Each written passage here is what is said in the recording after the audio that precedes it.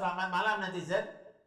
Ya, kami dari SMS Solusi Mediasi Sengketa yang muncul di negara ini, muncul di masyarakat ini dalam rangka menjelaskan masyarakat tentang berbagai permasalahan sengketa maupun solusinya. Pada hari ini, pada malam ini, kami mengundang secara khusus.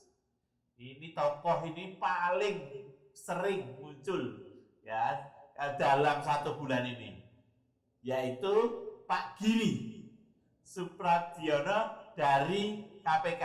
Tentunya Bapak Ibu paham, beliau muncul di banyak tempat, di banyak podcast, di TV, hampir semua podcast. Ya, oleh sebab itu, mari kita ngobrol-ngobrol bareng dengan Pak Giri. Selamat malam Pak Giri, Assalamualaikum. Waalaikumsalam warahmatullahi wabarakatuh. Selamat Ya. malam, semangat pagi, Prof. Ya, selamat malam, selamat tengah malam Pak di Papua, sana selamat tengah malam. Ya, semangat Ya. pagi yang penting. Ya, semangat terus Pak. Ya,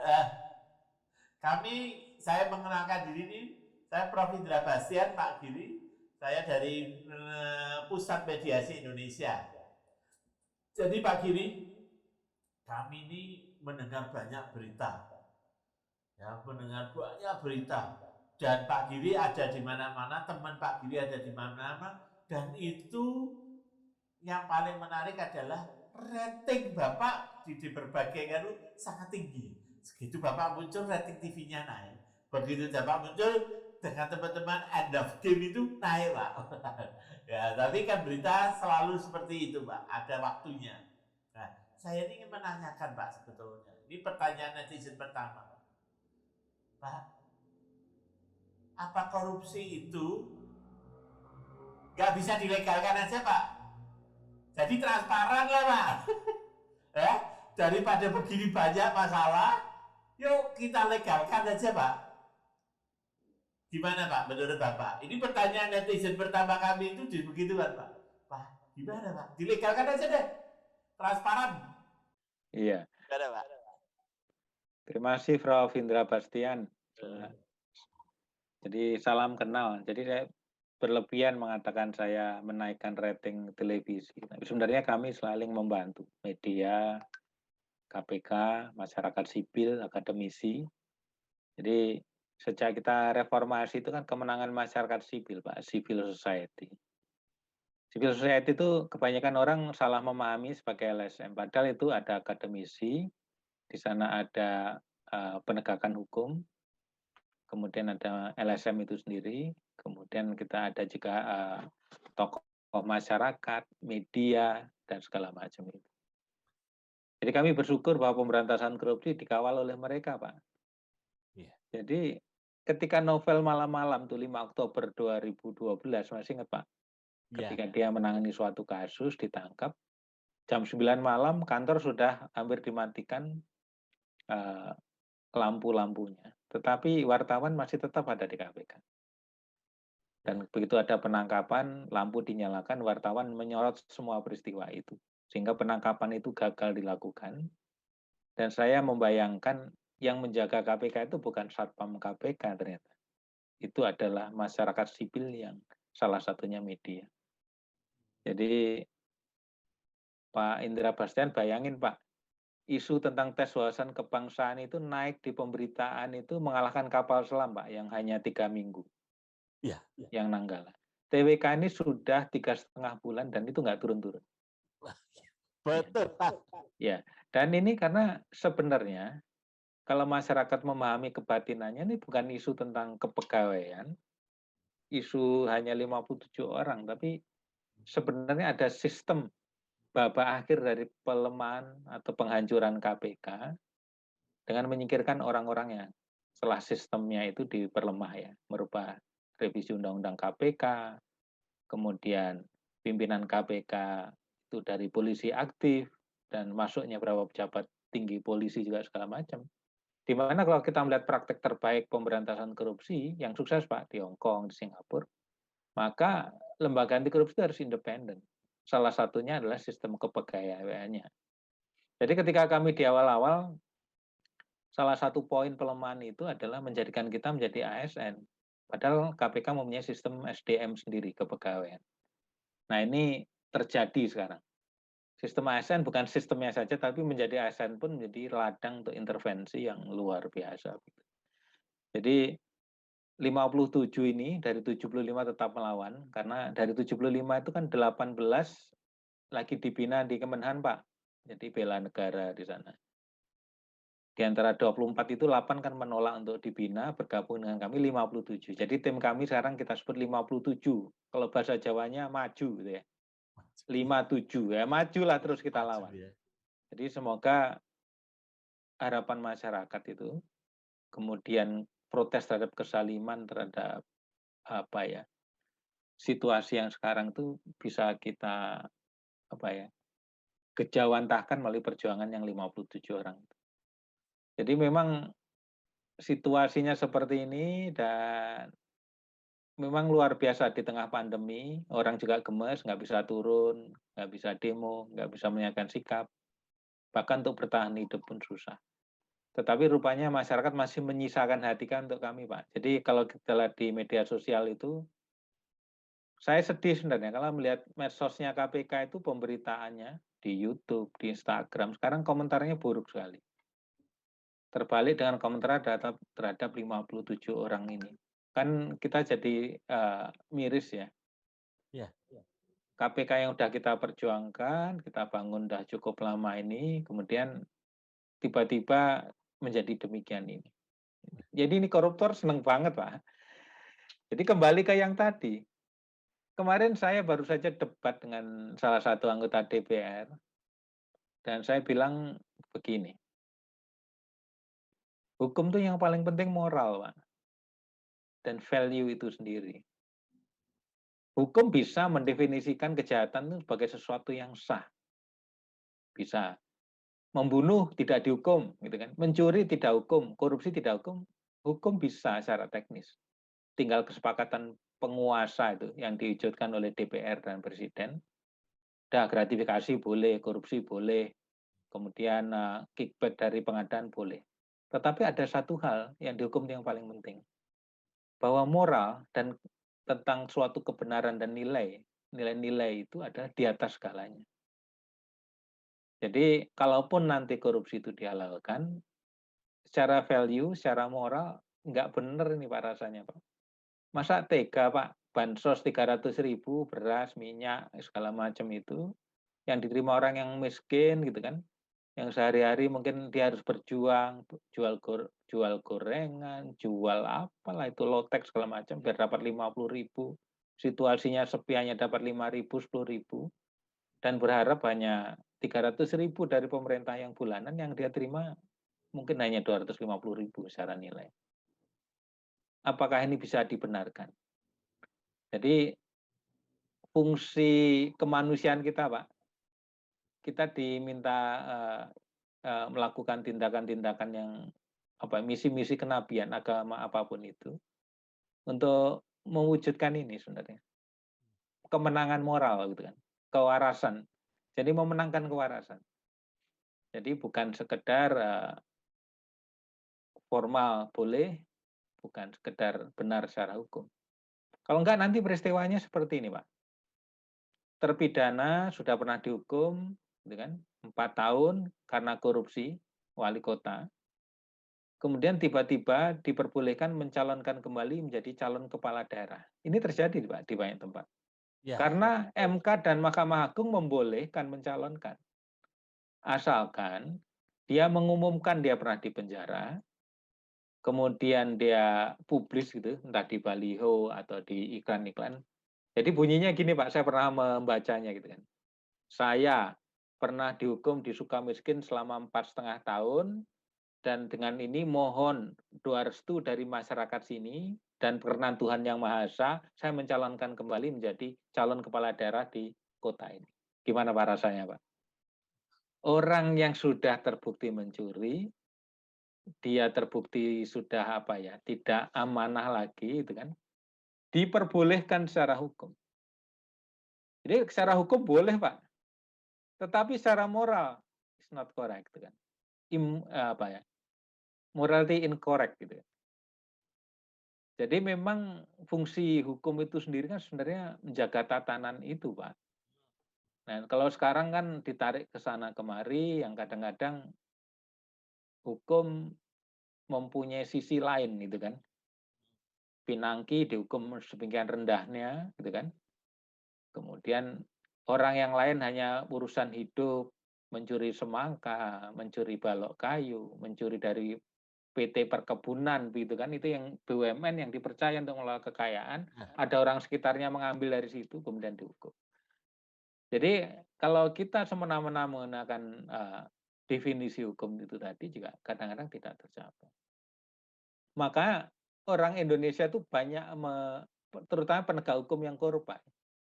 Istilahnya dia memandang bahwa hukum restoratif gitu kan, restoratif justice itu ya. Itu kan dipahami sebagai meringankan hukuman, itu salah kan. Jadi Salah itu. logikanya perempuan kasihan dihukum rendah saja. Oh sudah tua itu kan terjadi itu. Terpidana kita, kemudian beberapa terpidana. Restoratif justice itu sebenarnya begini prakteknya, Pak. Kalau Pak Prof. Indra Bastian ngelihat di video-video medsos itu, Pak ya. Ada hakim yang terkenal, kemudian ketika orang dihukum gitu kan, dia mau dipidana, Pak. Dia membunuh anak perempuan dari suatu keluarga begitu kan, dia bunuh. Kemudian jelang vonis sidang, hakim mengundang keluarganya, suruh bercerita. Kamu ceritakan ketika kamu kehilangan anak perempuanmu gitu kan, karena dibunuh oleh dia gitu kan. Kehidupan apa yang kamu dapatkan setelah itu? Terus dia mungkin bercerita dengan haru, Pak.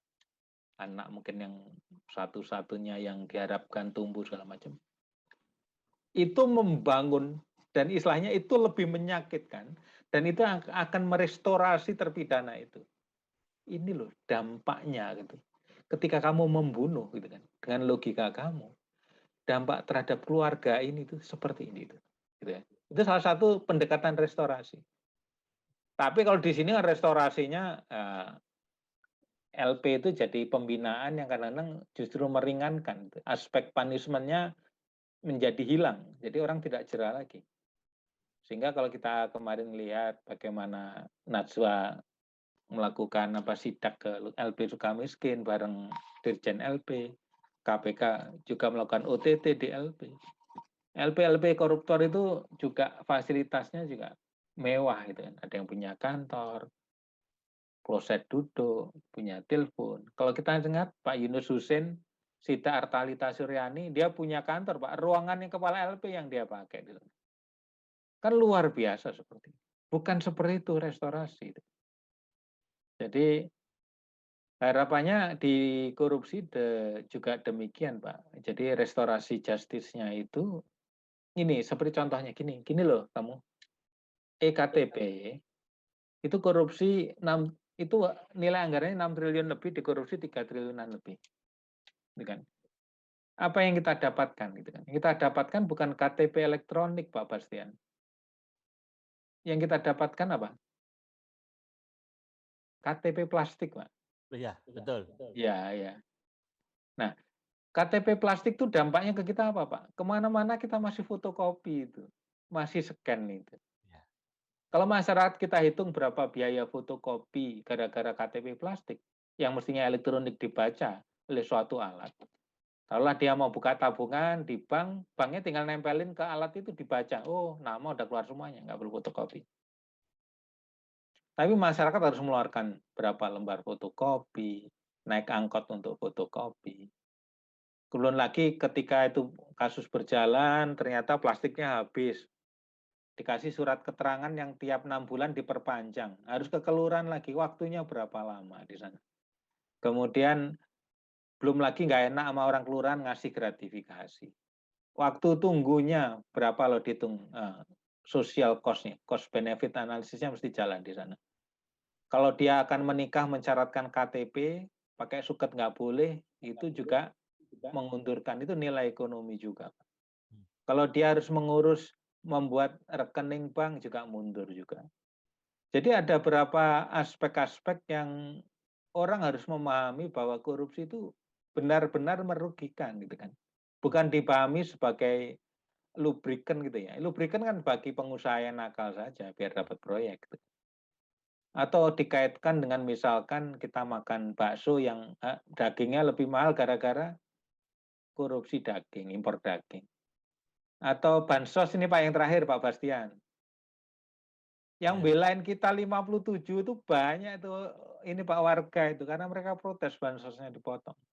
Bahkan Kepulauan Seribu harus naik perahu 1 jam ke sana. Mengundang kami di sana, bahkan mereka membuatkan video untuk menyemangati kita. Mereka protes, mereka dirugikan. Bansos yang mereka dapatkan tidak sesuai dengan yang mereka inginkan gara-gara korupsi yang dilakukan oleh Yuliari Batubara dan kawan-kawan. Tapi kemudian sayangnya penyidik dan timnya yang menangani bansos itu justru dipecat sekarang, akan dipecat. Ya. Ini kan miris, Pak. Betul. Nah, yang terakhir dampaknya adalah kerugian pemahaman masyarakat itu. Oh, gini ya. Ternyata yang dihargai oleh rezim ini adalah yang penting manut itu kan, loyal gitu kan. Ya.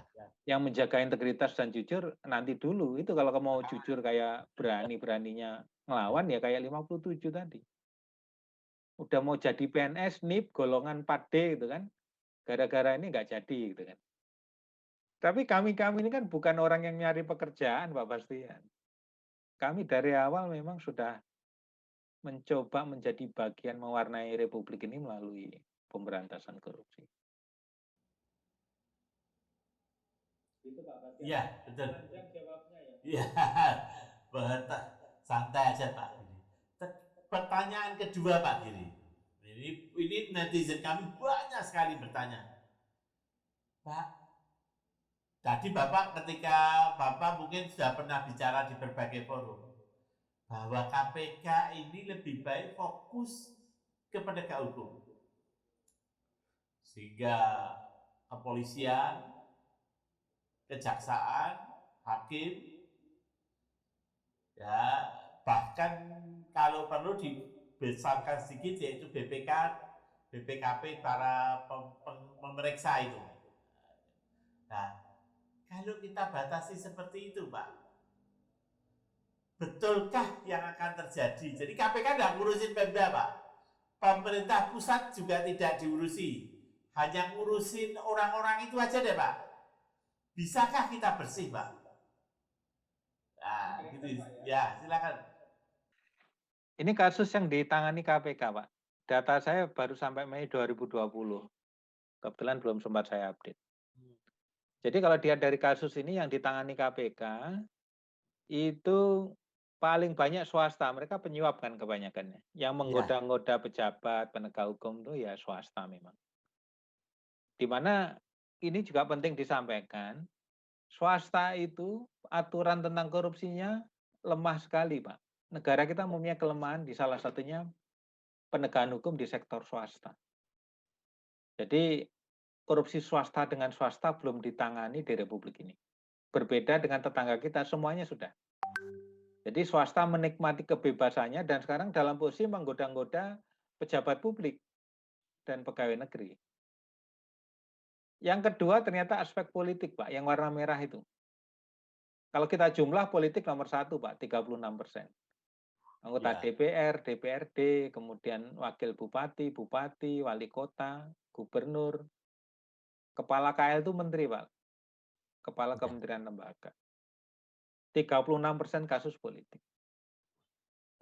Nah, kemudian birokrasinya seperti apa? Nggak kalah korup, Pak. Lihat itu, nomor 3 itu, Pak. Eselon 1, 2, 3, plus lainnya di bawahnya itu.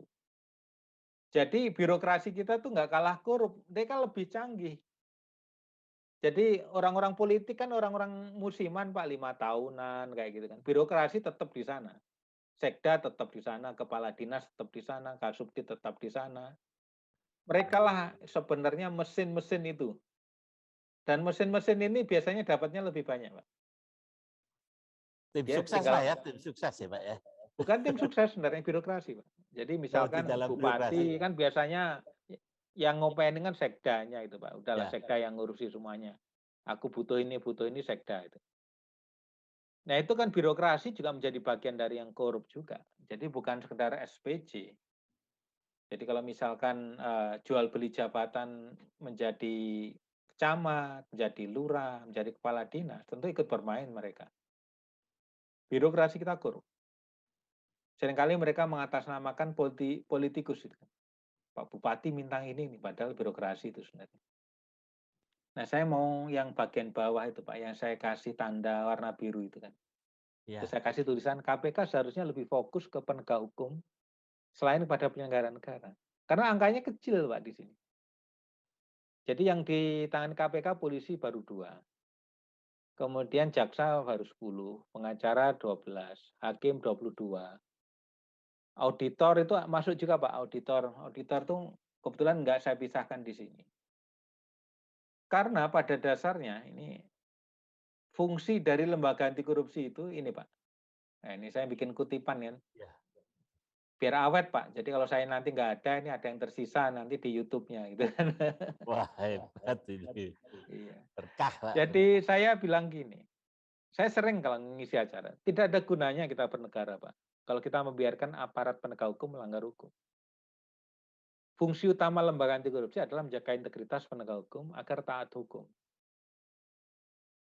Jadi kalau kita lihat lembaga anti korupsi di luar negeri, Pak, KPK-nya Hong Kong, KPK-nya Singapura, KPK-nya Malaysia, Brunei, FBI dan segala macam.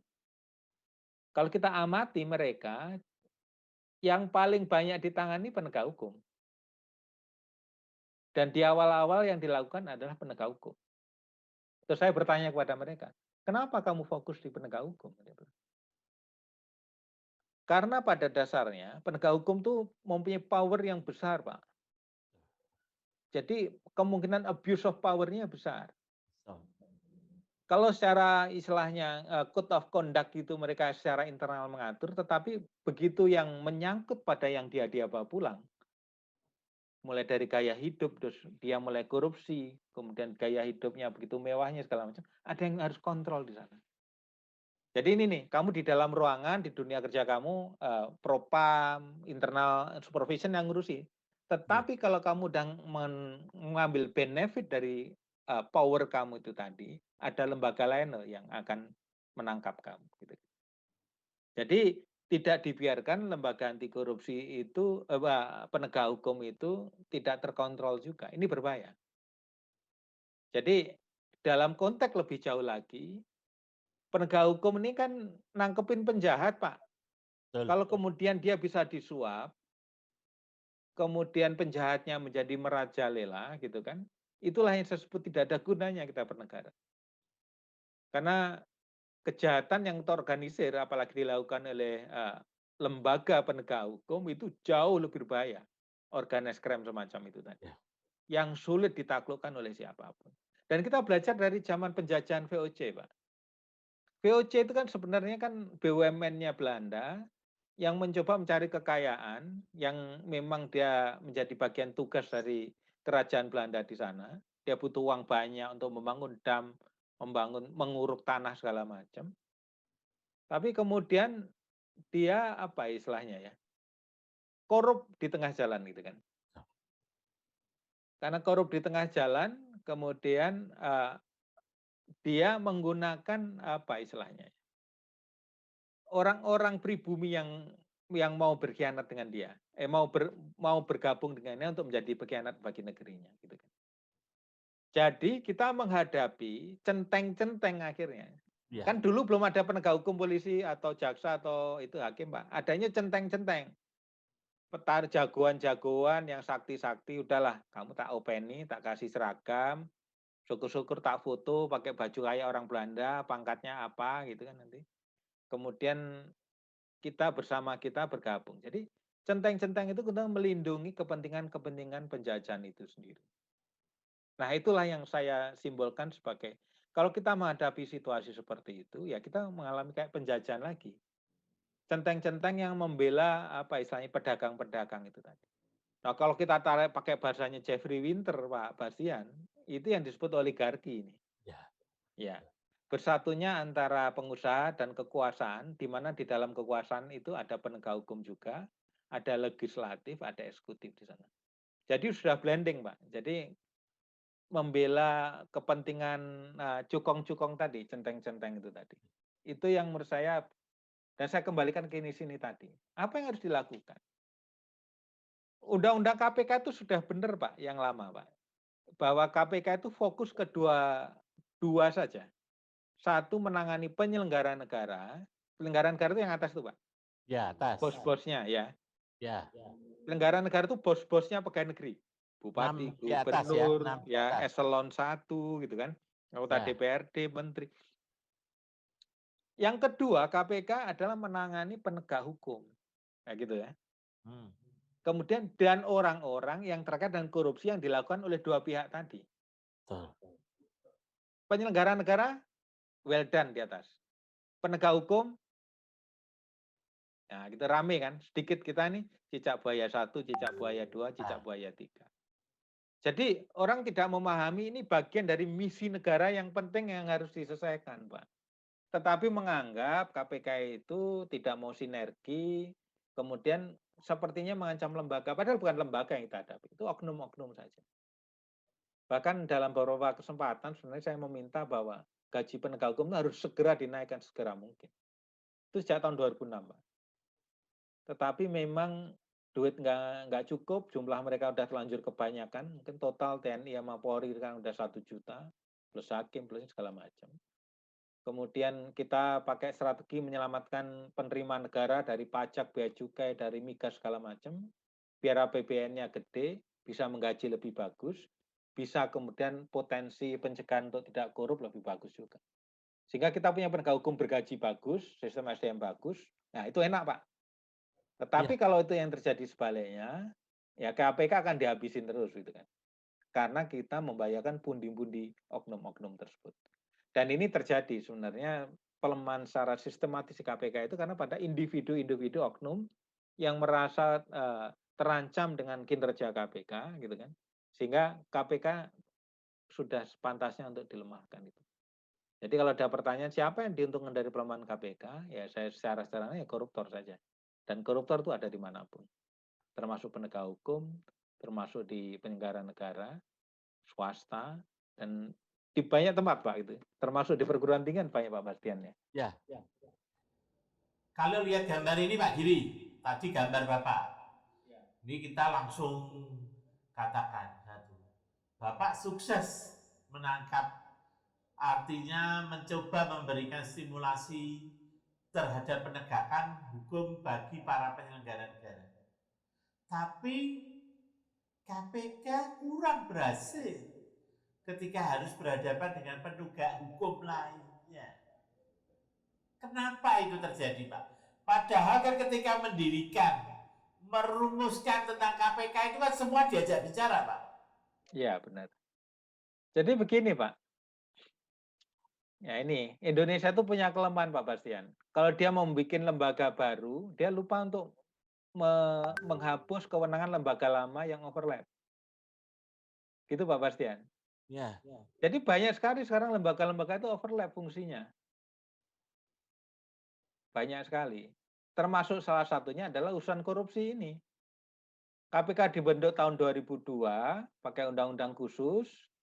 Ternyata 2003 undang-undang polisi, 2004 undang-undang Kejaksaan Agung memberikan kewenangan korupsi juga, penanganan korupsi. Padahal dalam rentang 1 tahun saja. Sehingga ada 3 lembaga yang menangani pemberantasan korupsi. Di mana kalau kita nyontek di tetangga sebelah, Pak, yang menangani korupsi ya tunggal, Pak. Kalau Malaysia MACC, Malaysia Anti Corruption Commission, kalau Singapura CPIB, Corrupt Practice Investigation Bureau, kalau Brunei itu bahasa Inggrisnya ACB, Pak, Anti Corruption Bureau gitu kan. Kemudian kalau Hong Kong ICAC, Anti Corruption Against Corruption Hong Kong dan lain-lain. Tapi di kita lupa. Dan kita ternyata memang kalau kita lihat sejarah membuat undang-undang KPK terjadi pertarungan di sana. Ada yang nggak rela untuk membuat lembaga independen dan cukup kuat, apalagi mensupervisi dan mengkoordinasi penegak hukum yang lain. Ya, itu disebut mediasi mungkin zaman dulu, Pak, ya. Ya, Nah, itu kan istilahnya negosiasi di antar grup. Tapi lupa kita, ini ada penelitian yang dilakukan dan ini kumpulan dari penelitian, judul bukunya Political Corruption, Pak. corruption Concept ini ya. and Context. Third edition Arnold Heidenheimer ini dan kawan-kawan ini. Salah satu penulisnya adalah di sana ada bab saya ambil ini menarik, Pak. Dari yang saya ambil ini ternyata, Pak, pelajaran yang dipetik untuk melakukan reformasi anti korupsi dari pengalaman 5 negara Asia, termasuk Indonesia di sana, yang paling penting adalah komitmen para pemimpin politik. Di Indonesia ini lagi masalah berat ini, Pak. Jadi politiknya pemberantasan KPK. Saya pernah menulis itu, Pak, di Kompas, Pak. Satu halaman penuh. Betul. Politik pemberantasan KPK, bukan politik pemberantasan korupsi. Entah mereka tahu atau tidak tahu, tapi saya melihatnya mereka tahu sih. Tapi memang uang korupsi itu mungkin enak bagi mereka, Pak. Jadi aspek keduniaannya yang terlalu menguat mereka. Kemudian yang kedua adalah strategi yang komprehensif, Pak. Yang komprehensif itu 3 prong, Pak. Penindakan yang efektif menimbulkan jerah, yang kedua pencegahan untuk membuat sistem yang bagus sehingga orang tidak bisa korupsi, dan yang terakhir adalah pendidikan agar orang tidak ingin korupsi. Jadi di tahun ini, Pak, saya itu melakukan kajian dan berhasil membuat kedeputian baru. Direktorat saya dinaikkan menjadi kedeputian eselon 1, namanya Direktorat Pendidikan dan Peran Serta Masyarakat. Menjadi strategi ketiga. Saya menyusun dari awal, tapi apa daya, saya disingkirkan. Justru disingkirkan karena membuat itu tadi. Kemudian yang ketiga adalah lembaga anti korupsi harus anti korupsi. Atau dalam bahasa SDM-nya, whiter than white, Pak. Ya. Jadi orang KPK itu harus beda sama yang lain, Pak. Whiter than white gitu kan. Kalau kita diundang gitu kayak gini kan, kalau orang lain terima honor, Pak. Kalau kita nggak boleh saya. Walaupun saya sudah dinonjobkan, status saya masih pegawai KPK. Dimanapun saya bicara nggak boleh saya terima honor. Kemudian saya nggak boleh juga terima fasilitas-fasilitas lain. Saya tidak boleh sembarangan ketemu orang terkait dengan kasus segala macam. Jadi sebenarnya kita harus meletakkan diri kita lebih tinggi. Jadi bukan ego nih, Pak. Karena fungsi kita itu fungsi kenabian, Pak, menjaga yang lain termasuk penegak hukum. Nggak mudah. Kemudian tentu kita bukan malaikat, Pak. Kalau malaikat mah juga saya lapar juga. Tentu bukan malaikat. Nah, ini yang paling penting nomor 4, Pak, yang terkait dengan pertanyaan tadi. Lembaga anti korupsi harus bebas dari kontrol penegak hukum lain, baik kepolisian dan kejaksaan. Ini yang terjadi.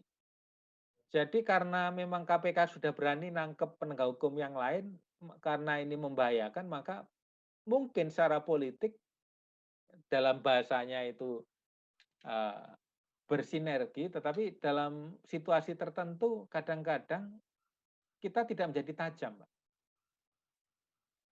Sehingga kalau kita pelajari di lembaga anti korupsi di luar negeri tadi, mereka adalah pegawainya pegawai murni asli dari lembaga anti korupsi, tidak diambil dari penegak hukum lain. Penyidiknya punya sendiri, gitu kan? Penyelidiknya, sistemnya punya sendiri. Tetapi kalau di KPK ini kan di awal diisi oleh lembaga penegak hukum lain dan lembaga lain. Sehingga tanggung. Jadi konsep suksesnya Hong Kong dan Singapura merubah situasi korup banget di tahun 60 dan 70-an menjadi sangat bersih, sekarang tidak terjadi di Indonesia. Salah satunya adalah kegagalan mentransformasi tadi. KPK itu harus tajam terhadap penegak hukum. Itu tugas.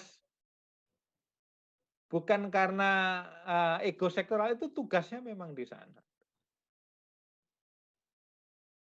Kemudian nomor 5, mengurangi peluang korupsi di itu sistem pencegahan tadi dan menaikkan remunerasi jika negara mampu. Begitu Pak Bastian. Ya. Jadi kalau kita kembali ke yang itu tadi, kok ada 3 lembaga anti korupsi, kemudian apa ya? Kok KPK masih pakai jaksa dari kejaksaan, penyidik dari kepolisian gitu kan. Itu sebenarnya kalau dari sejarah ada pasal yang diubah. Pada awalnya kita persis dengan Hong Kong, ACC Hong Kong.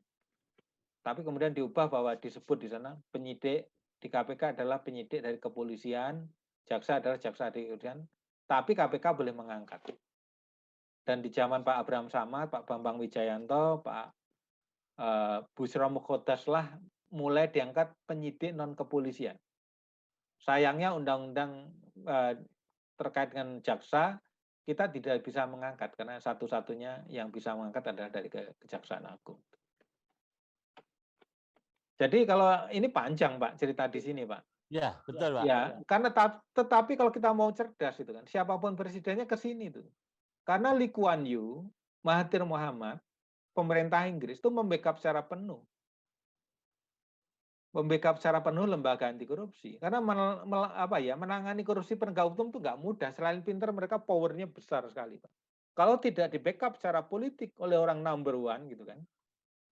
Lee Kuan Yew itu, kamu berani macam-macam sama CPIB disikat, Pak. Mahathir Mohamad juga sama, Pak.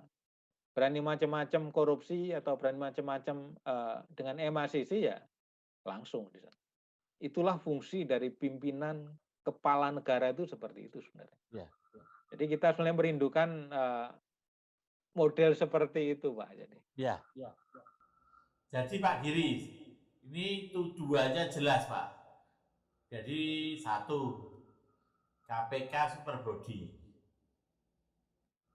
dalam perjalanannya Pak ya. Yang kedua, KPK penyebab pertumbuhan ekonomi tidak cepat. Ya, dalam hal ini saya ingin bertanya, masyarakat tuh ingin bertanya Pak. Kan di awal-awal KPK zamannya Pak Haja Pamungkas, berikutnya itu terasa bahwa KPK super body. Ya. Sebetulnya apa sih Pak yang terjadi? Apa betul super body? Setelah super body itu kan kita melihat ada kasus cicak 1, cicak 2, cicak 3, ya gitulah dan semuanya. Sehingga masyarakat itu bertanya Pak, kalau super body kok bisa ada cicak lawan buat ya Pak ya? Ah gitu loh Pak maksudnya. Apa Pak yang sebetulnya terjadi itu Pak? Sebenarnya nggak super body loh Pak. Ya, jadi KPK itu menjalankan tugasnya secara sungguh-sungguh itu yang membedakan. Contohnya, KPK punya penyadapan itu. Orang lupa penyadapan itu polisi berwenang, Pak. Jaksa berwenang. Intelijen BIN berwenang. BNPT berwenang. Loh, terus kok kenapa penyadapan KPK yang dipermasalahkan gitu? Itu salah satunya ya. Ya. Loh, KPK bisa OTT di mana-mana kok jagoan banget itu. Loh, lainnya juga bisa, Pak. Polisi jagoan nangkepin teroris, Pak. Ya. Tetapi kenapa nggak nangkepin koruptor tuh polisi dengan kayak pola teroris itu tadi? Jadi ini sebenarnya adalah orang yang bersungguh-sungguh. Nah, agar orang bersungguh-sungguh itu mesti dijaga, Pak. Salah satu penjaganya adalah selain kode etik adalah sistem SDM-nya. Dia harus digaji yang cukup, bukan tinggi, Pak, cukup. Ya. Jadi gaji orang KPK itu ya cukup lah Pak untuk nyicil mobil, nyicil rumah yang nggak terlalu mewah, sederhana cukup lah gitu. Cukup untuk menghidupi, menyekolahkan anak, punya asuransi gitu kan. Nggak gede-gede banget, tapi cukup. Ya. Ini tidak dilakukan oleh penegak hukum lain. Jadi penegak hukum lain gajinya rendah Pak ya. Kerjanya hampir 24 jam, misalkan polisi lalu lintas, reserse segala macam. Anggarannya kadang-kadang terbatas atau kadang-kadang malah nggak nyampe juga ke mereka gitu kan. Nah, ini kan sistem SDM. Ternyata Pak, kalau saya pelajari setelah 16 tahun di KPK itu, orang Indonesia itu sebenarnya cenderungnya baik. Jadi begitu kita kasih sistem yang baik, dia akan jalan di sana. Penyidik yang kita punya dari kepolisian, jaksa yang kita punya dari jaksa. Begitu masuk KPK, mereka bekerja dengan baik. Artinya sistemnya yang baik. Sistem yang baik itu ada juga selain sistem SDM, penggajian, ada juga kontrol di antara kita, Pak. Jadi pimpinan tidak bisa abuse of power, direktur penyidikan nggak bisa abuse of power. Ya salah satunya ada fungsi kontrol. Dan sekarang fungsi kontrol yang hilang itu ya salah satunya 57 orang ini yang akan disingkirkan. Kalau ini bisa disingkirkan, fungsi kontrol bakal hilang. Ketika fungsi kontrol nggak ada, maka bukan sekedar isu independensi, Pak. bukan isu imparsialitas, tetapi nanti isunya adalah ini bisa digunakan sebagai alat politik. Jadi ini mortar, istilahnya alat artileri besar ini bisa menembak kemanapun, bisa menghancurkan. Kalau dia tidak dijaga independensinya, akan berbahaya sekali. Jadi ini sebenarnya kita bicara lebih besar dari apa ya, sekedar KPK itu sendiri, karena sebentar lagi kan peretaan politik segala macam. Ya. Nah, kita kembali ke yang itu tadi, Pak. Ya. Tidak super power. Tidak mengganggu pertumbuhan ekonomi. Ya, ya. Selain sebelum itu, Pak, mengapa saya bilang nggak super power? Kewenangannya kurang lebih sama. Kewenangan lainnya tuh bukan juga super power, Pak. Justru itu menyusahkan kita. Contohnya apa? KPK nggak boleh menghentikan kasus SP3 gitu kan? Ya. Kan susah jadi penyidik, nggak boleh menghentikan, Pak. Kalau nggak ketemu alat bukti gimana? Jadi jangan dipahami kita nggak bisa menghentikan kasus itu sebagai suatu privilege super power. Itu nggak mudah bagi kita karena kita harus bekerja lebih keras untuk menemukan alat bukti yang melebihi dibandingkan yang lain. Itu. Nah, kembali ke pertanyaannya kedua tadi, KPK membahayakan pertumbuhan ekonomi itu. Ya saya pikir karena ketidaktahuan mereka, Pak. Saya punya data, masalah utama yang dihadapi pebisnis Indonesia itu korupsi, Pak. Yang kedua adalah birokrasi yang tidak efektif. Bukan stabilitas, Pak. Nah, kalau pengusaha sendiri itu mengeluhnya korupsi, kok lembaga anti korupsinya disalahin kan nggak masuk akal ini, Pak. Ya kan? Kalau pengusaha yang dihadapi korupsi, dia butuh lingkungan anti korupsi yang kuat sehingga korupsi tadi turun. Nah, kemungkinan yang ngomong itu, Pak, orang yang biasa korupsi. Terus kemudian begini, karena saya itu tahun 2014 sudah menginisiasi gerakan sektor swasta dalam memberantas korupsi, Pak. Termasuk bikin gerakan namanya Profesional Berintegritas. Terakhir tahun 2018 saya bikin panduan khusus untuk swasta, namanya panduan cek. Panduan cegah korupsi. Itu setara dengan ISO 37001. Bareng itu. Saya lihat itu, Pak. Waktu saya berkunjung ke KPK, saya dilihatkan oleh pimpinan KPK itu. Bapak punya pekerjaan satu, anti korupsi, contoh anti korupsi aturan yang di Singapura dan juga draftnya yang di Indonesia. Iya. Ya, untuk legasi saja, Pak. Ya. Pak, begini. Jadi tadi, Pak, kembali ke yang tadi, saya conclude-kan bahwa jadi begini, orang memandang sempit bahwa korupsi itu lubrikan. Itu hanya memahami bahwa korupsi misalnya terjadi di pengadaan barang dan jasa, di mana suap dan kickback itu untuk memperlancar mendapatkan proyek. Sudut pandangnya sesempit itu, Pak. Atau seseorang untuk agar dapat pelayanan yang lancar, dia kasih uang biar lancar. Tetapi kan kita tidak melihat secara makro ini, Pak. Saya bertanya kepada teman saya itu, yang kebetulan pegawai senior di KPK-nya Singapura. Loh, kamu kok ngenangani sektor swasta, ngapain itu kan? Terus dia bilang gini, Giri, the anti-corruption is not merely address the public sector, but also private sector. The objective is, gitu kan, to make the businesses fair, gitu kan. Business represents jadi kan kalau Singapura itu, Pak, merunning negaranya seperti bisnis, Pak, korporasi. Kan? Ya.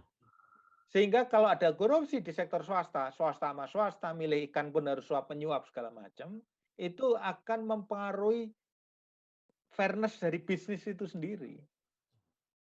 Mereka menjaga itu, Pak. Jadi bukan menjaga sekedar pegawai negerinya agar tidak dia suap, tetapi bagaimana masyarakat Singapura bisa merasakan sistem bisnis yang fair gitu kan. Karena dalam sistem bisnis fair lah kemudian yang bagus, yang kompetitif itu akan menang, Pak. Dan itu bagus di bisnis. Kebayang kalau tidak ada kompetisi semacam itu, bahkan monopoli, sekarang kan pengadaan barang jasa dimonopoli yang menang itu-itu saja, karena korupsi di sana. Yang terjadi mahal, kemudian kualitas yang kita dapatkan juga rendah di sana. Saya banyak data untuk bisa mematahkan itu. Nah, nanti saya sampaikan nanti kalau punya waktu juga tentang indikator tentang corruption perception index, di mana salah satunya juga banyak sekali indikatornya tentang ekonomi, Pak, di sana. Jadi competitiveness index, kemudian ada beberapa hal di sana. Ya, jadi nampaknya begini Pak, bahwa permasalahan utamanya adalah bukan mereorganizing atau merestrukturisasi KPK, tapi adalah menguatkan masalah revitalisasi komitmen politik dari stakeholders kita di dalam permasalahan penanganan korupsi oleh sebuah lembaga yang disebut sebagai KPK. Jadi ini masalahnya Pak, kita lihat kan masyarakat menjadi tahu komitmen politik kita bagaimana. That's yang paling tinggi. Nah, pertanyaan berikutnya Pak, ini masuk dari kami, ini sebelum kita mengkonklusikan pertemuan ini Pak, saya ingin tanya Pak, di KPK ada oknum enggak Pak? Nah ini saya bertanya menjadi seperti itu. Terus mekanismenya, ya, kalau ada oknum, karena lembaga kan tidak seperti malaikat semua ya Pak ya, istilahnya begitu kami katakan. Terus masyarakat ingin mengatakan begini, kalau memang ada oknum, bagaimana penangkasannya? Dan selama ini realisasinya seperti apa? Karena apa Pak? Yang masuk ke komentar kami ketika kami memberitahu pada followers kami, saya mau undang teman saya nih dari Pak Giri gitu. Salah satu yang masuk seperti itu Pak. Silakan Pak. Baik Pak. Ada 3 hal Pak ya. Tadi Bapak menyimpulkan bahwa yang kita revitalisasi komitmen politik ya. Itu salah satunya Pak. Tetapi nggak semudah itu. Saya ketua tim pembangunan sistem politik di KPK Pak. Jadi saya bikin kajian tentang pendanaan partai politik, saya melakukan kajian tentang pilkada langsung, saya melakukan kajian tentang undang-undang pemilu. Bayangin Pak, kerjaan saya itu pendidikan tapi kemana-mana. Migas saya tangani segala macam. Nah, di sistem politik ini saya temukan Pak. Jadi mengapa sulit untuk ini seperti istilahnya antara ayam dan telur atau istilahnya apa ya Pak?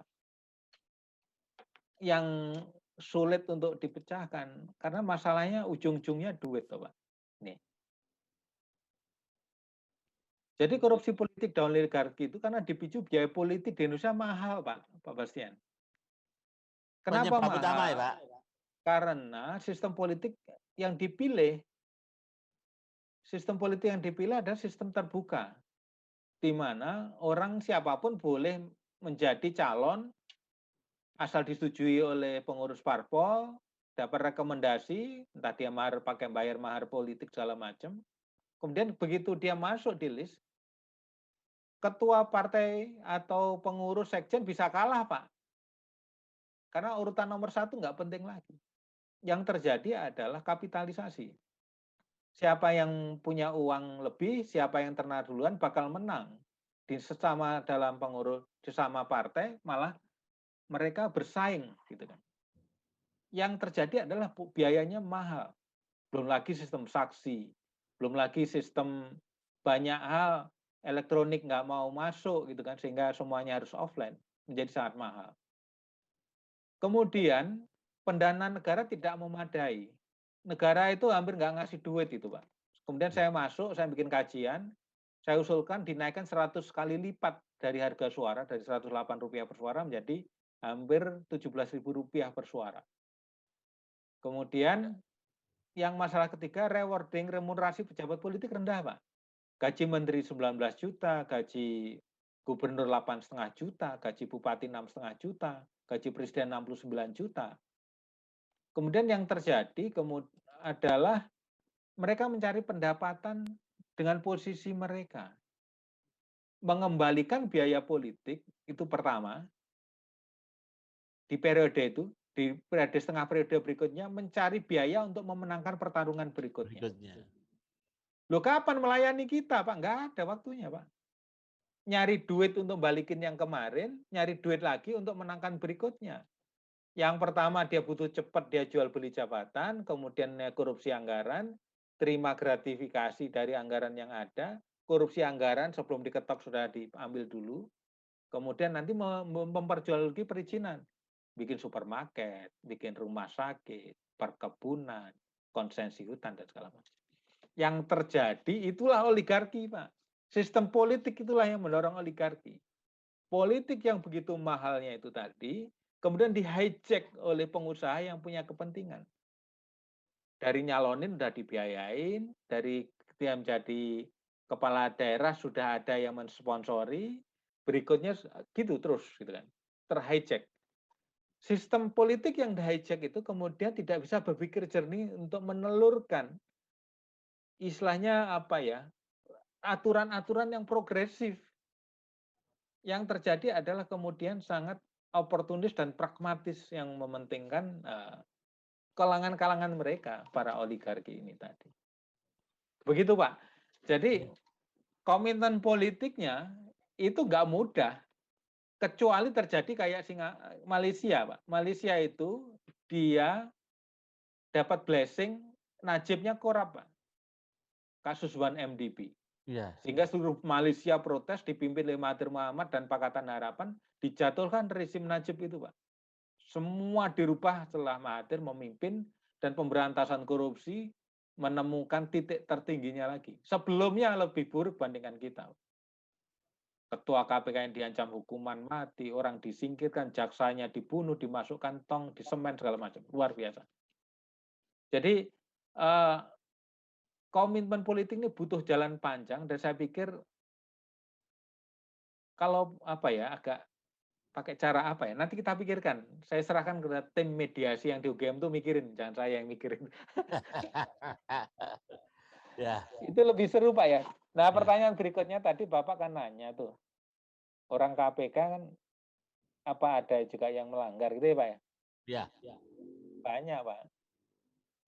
Tapi nggak sebanyak tempat lain. Tahun 2007 kita nangkap penyidik kita sendiri, namanya Suparman, Kompol pangkatnya. Nangani kasus PT Sandang, kemudian dia meres saksinya, uang persennya untuk naik haji Pak. Bersih kan? Begitu pulang dia nggak punya untuk ngasih oleh-oleh itu. Dia minta lagi untuk ngasih oleh-oleh dari uang persen ke saksi tadi. Bayangin korupsi untuk naik haji, harapannya dosanya luntur, kita tangkap, kita hukum 12 tahun. Ya, itu penyidik. Cuma orang-orang kan nggak peduli nih orang ngerevisi undang-undang KPK, kita pernah kayak itu. Ada bendara KPK nyuri duit juga sama Pak, dihukum juga itu. Karena itu masuk pidana umum kita serahkan polisi. Ada pegawai yang melakukan perselingkuhan, kita hukum, kita keluarkan banyak. Jadi ada beberapa pegawai-pegawai itu, yang mantan pegawai KPK, itu juga kadang-kadang memusuhi KPK.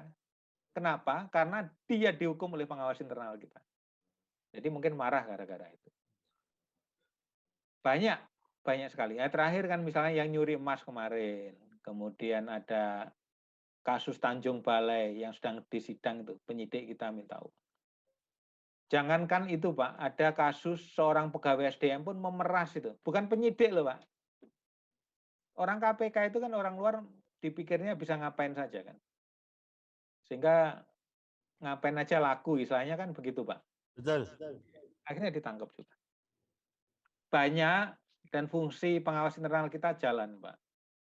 Tapi kemudian kemarin kan itu kan dinisbikan, difitnah KPK Taliban tuh Pak Giri Jenggotan, kadrun, difitnah lagi KPK itu ada polisi India, polisi Taliban, difitnah lagi KPK itu tidak kompak di dalam, fitnah semuanya itu, dan sebenarnya semuanya kasus TWK ini memutarbalikkan itu semuanya. Yang kadrun Taliban dipatahkan karena tokoh-tokoh Nasrani, Hindu, Buddha juga kena di sana. Kemudian semuanya terpatahkan. Intinya Pak, sebenarnya mereka ingin menghabisi KPK, memperlemah KPK. Ya, dia pakai beberapa ada. Yang terakhir tadi apa ya Pak pertanyaannya? Jadi tidak hanya oknum dan bagaimana berikutnya tadi sudah tindak lanjut sudah dilakukan dan itulah yang penting masyarakat mengetahuinya. Nah, jadi untuk closingnya Pak, sebetulnya kami ingin bertanya betul Pak. Ketika kami melakukan riset terhadap berbagai pihak di dalam TWK ini kompetensinya sangat tinggi, Pak. Keahlian, skillnya itu kan tidak 1-2 tahun, Pak, didapatkan dari hanya training, pengalaman, knowledge intrinsiknya di kelembagaan. Artinya, saya ingin menanyakan, Pak, KPK tanpa 57, kualitasnya apakah Bapak bisa memberikan gambaran kualitas seperti apa yang akan terjadi dalam masa transisi untuk mencari pengganti keahlian dan kompetensi dari 57 orang itu, Pak? Berarti Bapak dampak, Pak, ya? Ya. Dampak. Pakai ini ya, Pak, ya? Ya, silakan. Gambar. Ini gambar ini adalah grafik yang namanya Corruption Perception Index. Indeks itu dibangun bukan dari survei ditanya biasa, Pak Bastian. Menurut Pak Bastian, Indonesia korupsi enggak 0 sampai 100. Terus Pak Bastian mikir sebentar, oh 50, enggak kayak gitu. Dia dibangun dari indeks yang cukup rumit, yang melibatkan lebih dari 10 survei besar yang dilakukan oleh lembaga-lembaga elit. Ada Bertelsmann Index, ada World Justice Project, ada Rule of Law, ada segala macam. Ada Bank Dunia, kemudian ada IMF, segala macam. Kemudian dari indikator yang relevan tadi diambil yang terkait dengan anti korupsi, kemudian dikompositkan, dikasih bobot, keluarlah angka ini. Kalau angkanya 100 artinya bersih sekali. Angkanya 0 korup. Ya. Nah, zaman Pak Harto, survei dilakukan sejak tahun 95, Pak. Skor kita 19, Pak. Naik 26, 27, krisis ekonomi, bubbling kan. Ternyata kita jeblok karena korupnya banyak di sana. Tidak terlihat di media, nggak banyak, tetapi tersentralistik. Kita masih ingat kan siapa yang menguasai cengkeh, mobil, HP, segala macam kan. Sehingga skornya 17, Pak. Di sisa pemerintahan Pak Harto tadi. Ya.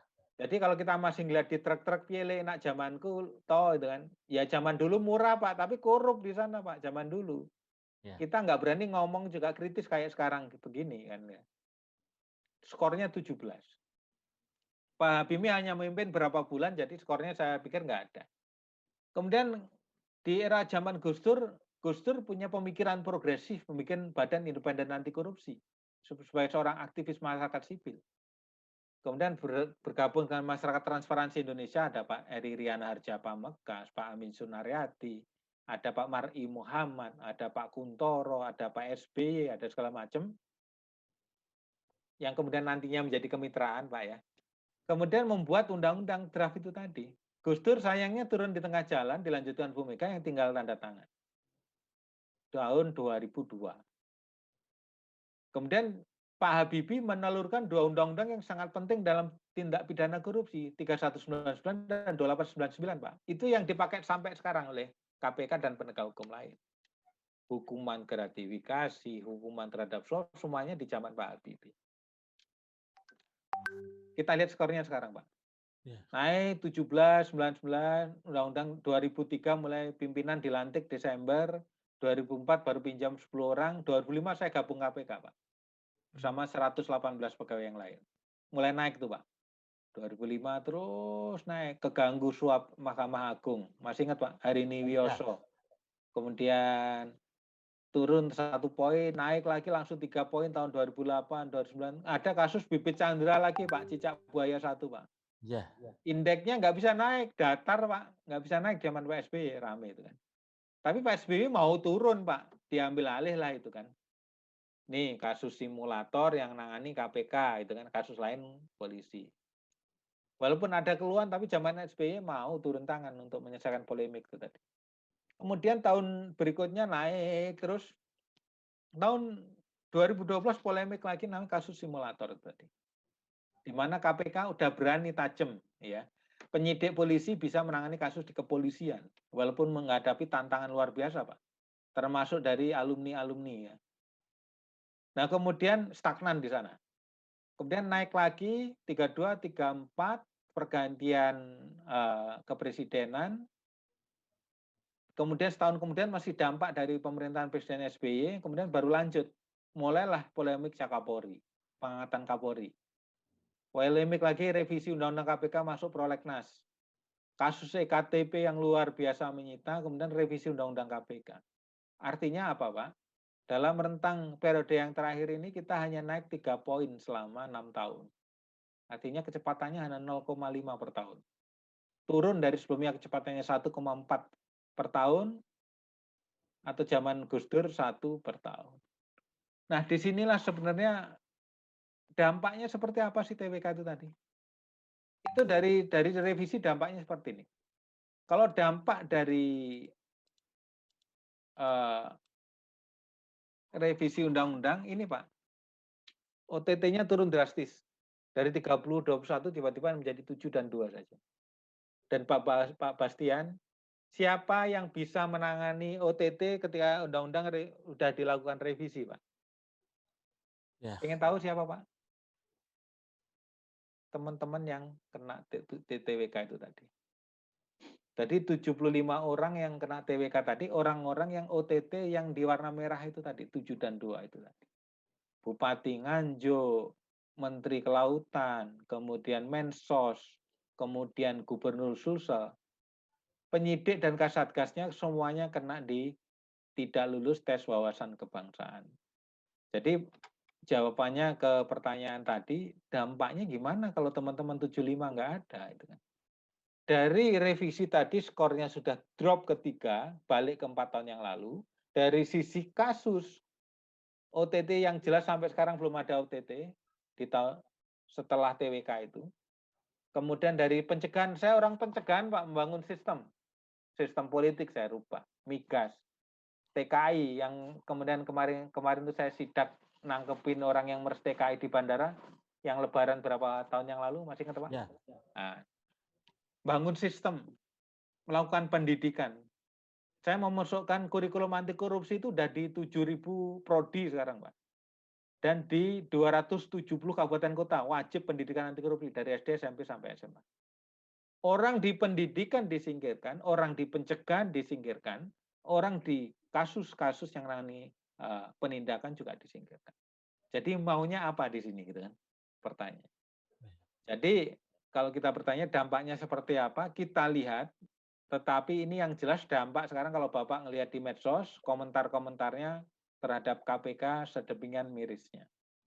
Saya tidak mau terlalu berjumawa bahwa tidak adanya kita kemudian akan seperti apa, tetapi nanti sejarah akan membuktikan.